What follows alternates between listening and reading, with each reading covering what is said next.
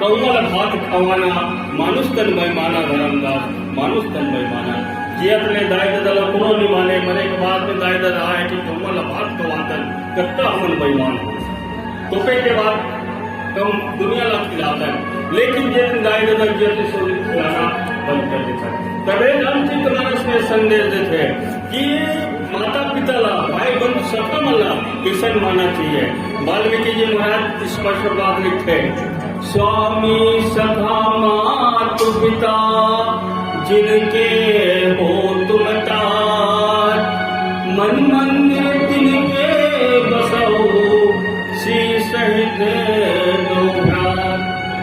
जिन माता पिता सुखाला आपके स्वरूप जानते हैं ऊपर सेवा करते ऊपर हृदय में आप बसो। वाल्मीकि जी महाराज ये भाव भगवान राम लगते भगवान राम यद्यपि पूछना चाहते कि हे वाल्मीकि महाराज मैं रहा कहाँ मोड़ा स्थान बता देते थे तो वाल्मीकि जी महाराज के थे कि भगवान आप ऐसे स्थान बताओ कि हाँ आप नहीं हो तिल्लत बता दो तो मैं आपका रहे स्थान बता दूंगी लेकिन फिर भी मोर पूछ दे हो तो उस समय भगवान राम के थे देखिए मैं एक ही जन सब जगह विराजमान हूँ लेकिन मोर साथ में कौन है मोर भाई लक्ष्मण है और मोर पत्नी सीता है देखकर मन में तो कुटी बना के लगी ना मैं सब जगह सब प्राणी के में निवास हवा सब जगह विराजमान हवा लेकिन एक मन में तो कुटी बनाने लगी देखकर में तो स्थान पूछा था तब वाल्मीकि यही बात की स्वामी सगा मात जिनके हो तुम तार मन मंदिर तिनके बसो सी सही दो घात जिन आप अर्पण करके स्वामी मान के सगा की सेवा करते माता पिता की सेवा करते तो पर हृदय में आप सीता राम सीता से दोनों निवास करो इसी के बताओ आप कौन अपन माता पिता स्वामी के रूप में जानते और परमात्मा के रूप में मानते रामचरितमानस एक संदेश देते का पाठ प्रातः काल उठ रघुनाथा मात प्रीत नमावहि माता रामचरितमानस में भगवान राम ने प्रातः काल उठ के माता पिता के प्रणाम करते हे रामचरितमानस कई हम थे कि 100 साल पुराना रामायण में ऐसे काल लिखे हैं जो आज भी लोगन धरे बैठे कितने एक जन पंडित है मिलते और एक जन साधु रही साधु हाँ पंडित है दोनों हाँ ट्रेन चढ़े वहाँ रेलवे स्टेशन में गई और रेलवे स्टेशन में जब गई तो साधु सोचते हैं ट्रेन हाँ 15 मिनट लेट है तब तक अपन जेब के रामायण खोल के इसे पढ़े के चालू करी पंडित पूछे कि भैया रामायण हम के 100 साल पुराना है तो रामायण में इससे कहा लिखे है तेरा आज भी पढ़ा था थे साधु भी थे कि भैया ये रामायण में बहुत कुछ लिखे हैं हर प्राणी के व्यथा की कथा ये रामचरितमानस में है कहा नहीं लिखे तेला के बता दे फिर पंडित हरस के बता दे इस कहानी लिखे तेला लिखे रामायण में तो सब कुछ लिखे है साधु की थे तो पंडित की थे नहीं यार कुछ नहीं है तो ये रामायण पुराना धरे बैठे थे उसके में ट्रेन आ जाते और दोनों को चढ़ जाते साधु भी चढ़ गए पंडित भी चढ़ गए थोड़ा दूर गए पंडित हरा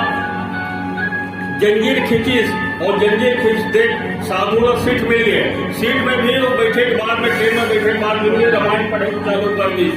लेकिन पंडित लोग जिन हाँ रामायण के मजाक उड़ाने से तेना सीट नहीं मिली और सीट नहीं मिली तो जंजीर खींची और जंजीर खींची तब जंजीर खींचा तो वही डब्बा में आगे जी साधु बैठे रही से तब उससे महाशय आप जंजीर का अगर खींचे हो थे तो जंजीर एक शब्द में खींचे होंगी कि मैं और मोर पत्नी दोनों को रहे मोर पत्नी स्टेशन में छूट गया मैं ट्रेन में चढ़ गया ट्रेन में निकल गए आगे जा थे लेकिन मोर पत्नी छूट गई इसी के तब के थे बुरा न मान मैं एक बात कहा था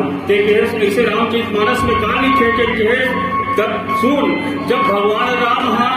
वनवास काल में गिस गंगा पार करे वर्गीस तो पहले अपन पत्नी ला डोमा में चढ़ी सो बाद अपन चढ़ी वो रामचरितमानस यदि पढ़े थे तो तोर पत्नी ला ट्रेन में पहले चढ़ाते सो बाद चढ़ते तो ये भाव है रामचरितमानस में आज तो पत्नी नहीं छूटती रामचरितमानस लगी पढ़े तब ये भाव वो बताते वो साधु है तो पंडित जी ला और पंडित जी ला जब बताते पंडित जी भी सिरोधार्य करते हैं तो रामचरितमानस में ये भाव है और रामचरितमानस पूरा हर प्राणी के व्यथा के संदेश बताते जैसे एक दर्पण ला देखे के बाद अपन चेहरा की कमी ला दूर करथन वैसे रामचरितमानस रूपी एक दर्पण है इनमें हर हर पात्र मन के जीवन चरित्र ला देख के अपन जीवन चरित्र में यदि उतारे के प्रयास करें तो निश्चित है रामचरित मानस एक मानव जीवन के लिए दर्पण है। और दर्पण है एक से एक मानव जीवन के दर्पण भी हो सकते हैं और मानव जीवन के उद्धार भी हो सकते हैं। वो संदेश है रामचरित मानस में। और पुनः एक भजन के बाद सुनने का प्रयास करें।